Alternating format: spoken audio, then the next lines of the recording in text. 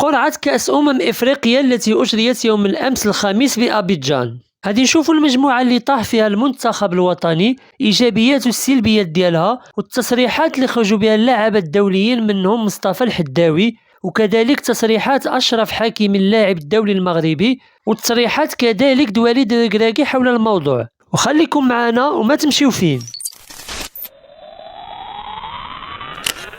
نبداوها بقرعة نهائيات كأس إفريقيا لكرة القدم واللي تحتضنها الكوت ديفوار مطلع العام المقبل 2024، واللي وضعت المنتخب الوطني في صدارة المجموعة السادسة.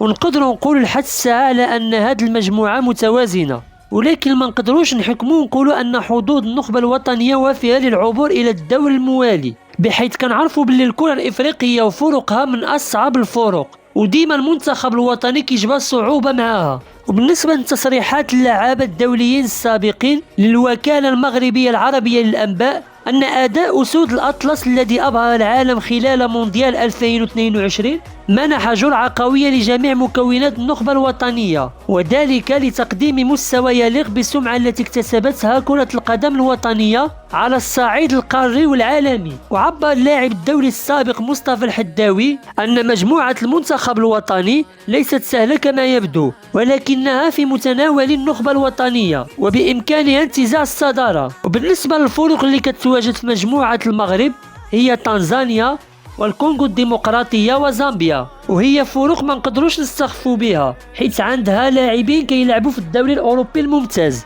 وأكد أشرف حكيمي نجم المنتخب المغربي أن الطموح ديالو بالظفر باللقب نسخة كأس إفريقيا المقبلة. وأضاف أشرف حكيمي في تعليقه على نتائج القرعة التي شارك في سحبها: سنحاول تقديم الأفضل في كأس إفريقيا للأمم كما فعلنا في المونديال. وأضاف أن لدينا مجموعة جيدة وسنحاول الفوز بالكأس. وبالنسبة لتصريحات الناخب الوطني وليد الركراكي، أكد أن اللاعبين مستعدين وكيحترموا كل الفرق بحكم أنه ليس هناك منتخب سهل.